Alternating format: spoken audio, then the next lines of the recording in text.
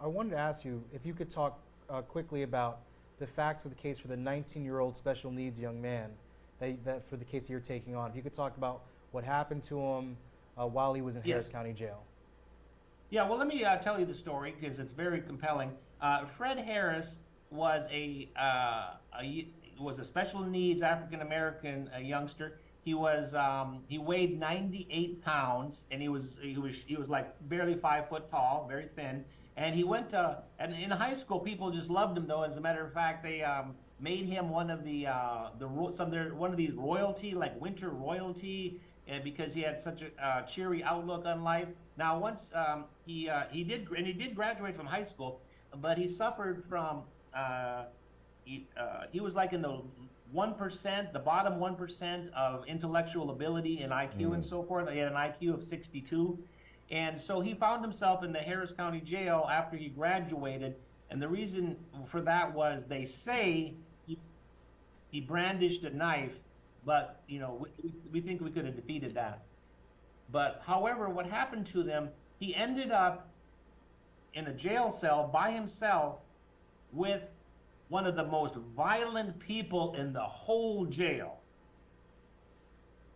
And they're never supposed to, and they never should have been together. And that guy murdered him. And that's all, and that could also be related to wrongful classification. And there's just and they not the ability for him to be watched. So that's a horrible case.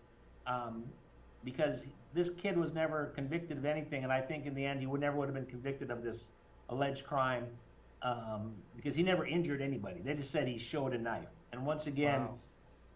he was a special needs. He was 60. He was 100 and he was 98 pounds, and the person who killed him was 240 pounds. And at first they said he got into a fight, but when you see the record, there was no fight. It was just an attack and a killing. And the Harris County Jail tried to say, oh, this was like a fight. They have cameras. I'm sorry. They have cameras. I read somewhere today that there are over 1,000 cameras in that facility.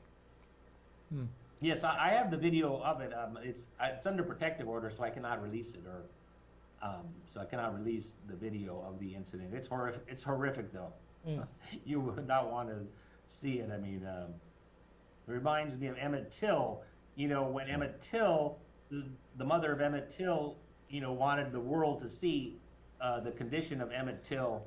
Yes. And it's horrible. Wow. Attorney Callman, the exposure on the Gilchrist experience, I would count as national. What